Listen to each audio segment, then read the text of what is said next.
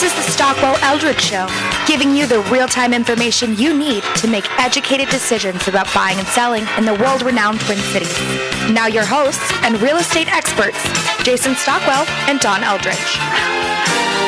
Good morning, Minneapolis, St. Paul. You're listening to the Stockwell Eldridge Show every Sunday, 10 a.m. here on AM 1280 The Patriot.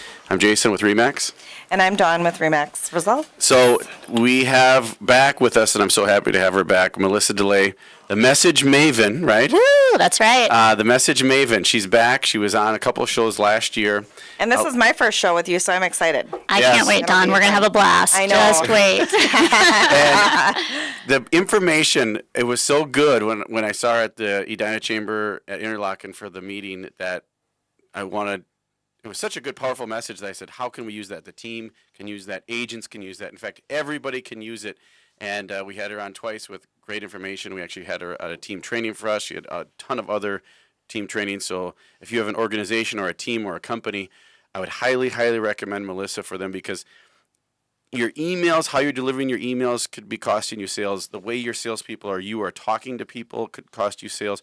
The words you use, the language, even the order of how you send your words in an email. I mean, it's so amazing, the information, and I wanted a refresher.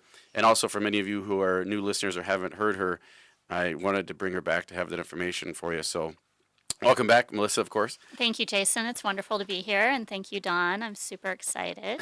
What are we going to talk about today? Well, so I just wanted to start off. What's new or what's going on right now? You said you're very busy. Things are going great. Tell us a little bit about what you do, kind of a little more recap of what I did, and how you can help people and what you're doing. Yep. So I work primarily with leaders, some CEOs, some individual contributors on reputation management. My specialty is good ways to deliver bad news. So ways to deliver bad news. Any kind of controversy or difficulty, and it could be something really complex or something as simple as telling someone that you don't want to sit on a committee or you don't want to go to coffee with them. So how can you manage your personal reputation, the reputation of the company that either you own or you work for, in a positive way and still get results, so that you're not on the hook and you're not having difficult relationships with other people? It's using language to get results in a really positive way, regardless of what you do or who So you're here's what I was very blown away with, too, with Melissa is, so many people, and this happens in real estate all the time. There's actually a phrase for it. No offense to you folks if you're a buyer or you know a buyer. Buyers are liars. So in Minnesota, or maybe it's all over, but in Minnesota. Do you see my nonverbal over here? Keep going, Jason. Yes. Keep going. But here's what I want to say about we that. hear it all the time. We hear it all the time, but terrible. here's I why. don't agree with it, obviously. So what Melissa is great at is instead of saying yes, you'll do something, knowing that you're lying, you always be honest, but put it in the best light so that you're not, one, overcommitting or saying yes just to appease the other person to get out of the conversation. I mean, there's so many things that happen where when you're in the middle of a dialogue or you're in the middle of a sale process, or we're hit by salespeople all the time as realtors. I'm sure the outside public is hit by realtors and everybody else. And even friends that ask you to do something, hey, can you help me with X, Y, and Z? We're worried about staying friends with them. And if we say no, how do we do? So what you do instead, rather than say yes, rather than say no, you always say, let me give that some thought. You have to buy yourself a little bit of time to think exactly, how am I going to deliver this news in a way that keeps my reputation in a favorable spot, but also preserves the relationship, but doesn't get me signed up for something I'm not excited to be signed up for. So when you are put on the spot and you feel like you want to say no, but you should say yes, don't say either of those things. Say, let me give it some thought. That buys you a little bit of time. It helps your emotions sort of calm down. And then you're always going to create a message that is truthful, as transparent as you can possibly be, considerate to the other individual, and then objective. You always want to take into account both sides of the story, because you don't want to necessarily say no if there's some potential opportunity. So it's basically like you're saying, wait, you're saying, hang on a second, let me give that some thought, let me make sure that what is already a yes for me should also be a yes for you. So you're always reaffirming your own yes as opposed to constantly agreeing with the other things that are around you or wanting to disagree with them. You just know what your yes is. And then if somebody else fits into your yes, great. But don't immediately jump to the point where you have to answer. Give yourself a little bit of time by saying, let me give that some thought. That's an interesting perspective. I haven't thought about doing something like that. Let me take a look at this. So you're just buying yourself a little bit more time and you're not so on the hook, right? Do you know what I'm thinking of while you're talking? I'm thinking of my kids. Absolutely. And I'm like, We should. Oh my gosh, because I have two very strong-headed boys, and especially Luke, he's really strong-willed. And I'm like, oh my gosh, that's all I need to say is, Yeah. let me Give give it that some thought. Yep. That's awesome. And So- my son would say, how much time do you need? 1 minute? well, 2 minutes? mine might too. Then you just say, I need to give it some thought. Yeah. Go back to it. But I love that actually because it's so true when we're in transactions that sometimes we get caught off guard by something and we can just say, let me give it and some thought. The reason we're so prone to say yes is we want to have a favorable reputation and we want people to like us. We want everybody to like us. We want it all to go well. But what happens when we're constantly saying yes is then we find ourselves in a fix that we can't get out of. And now, even though we had good intentions and we really want to be transparent, we don't know how to get out of it and keep our reputation favorable. And then we go into places that nobody should ever go, Like right? what? Right. Like Where we're not speaking the truth. where Yep. you're okay. Or Right. you're over promising, under Right, delivering. right, It's, right. And Yep. it's good communication. Yeah, I mean, and the other thing, we want to confess everything. So if you're late to something, you want to walk in and say, I'm so sorry I'm late.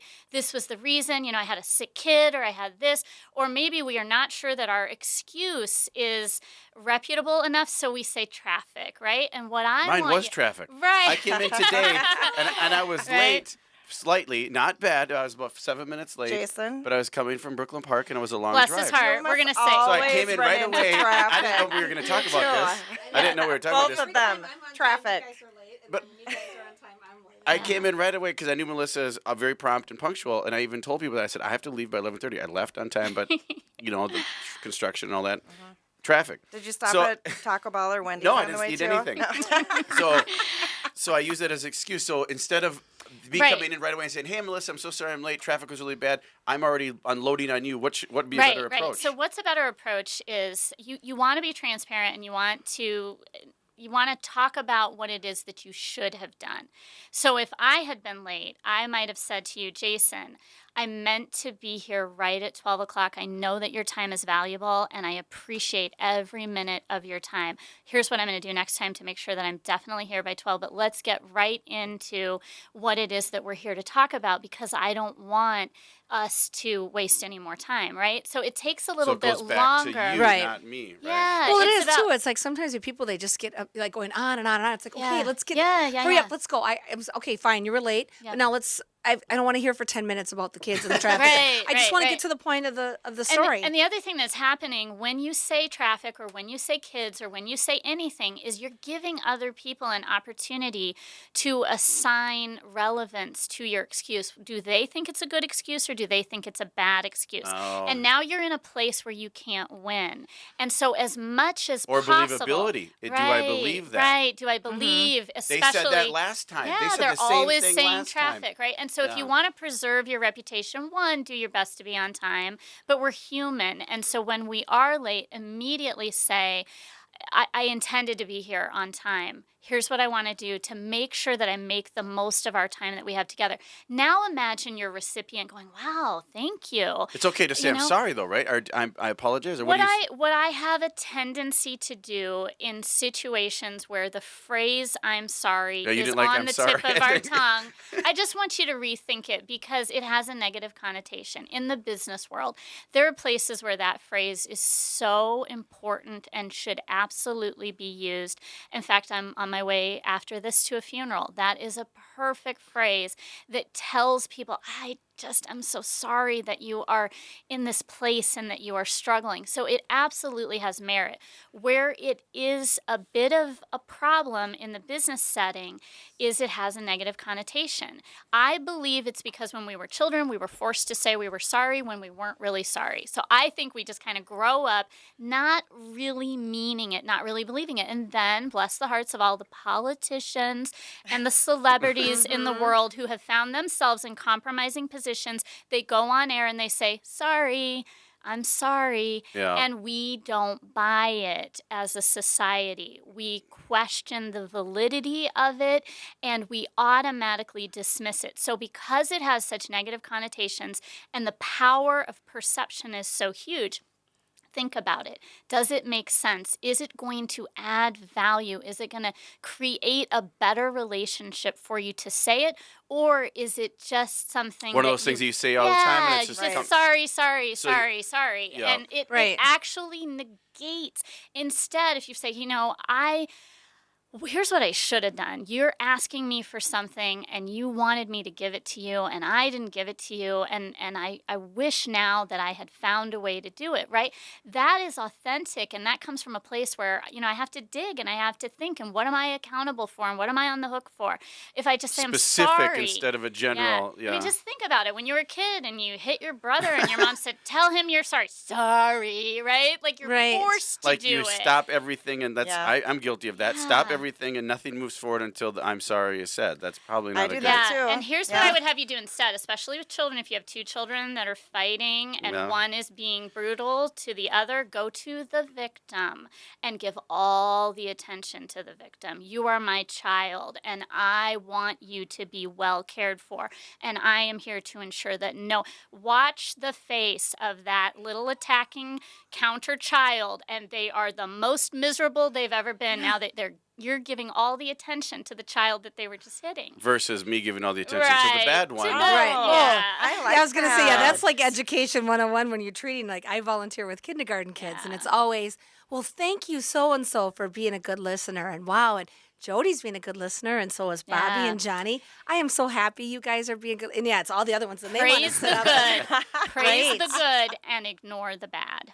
Wow. That's I how think you get that's even in behavior business. change. I manage a team of 12 people, and it's just, I put out my recognition and the stats of the team, and everybody's like, God, I don't like being on. Like, I feel like a loser. I'm on the bottom. Well, then do something about it. They want to get that recognition, and the people at the top like that recognition. Yep. They've earned it, and so they appreciate getting recognized. Absolutely. Melissa DeLay, TruPerception, the Message Maven. Stay tuned, folks. We'll be back with more. We have a ton of questions. And I learned a lot. Whether it gets implemented, we'll not eat Baby practice. steps, Jason. Baby steps.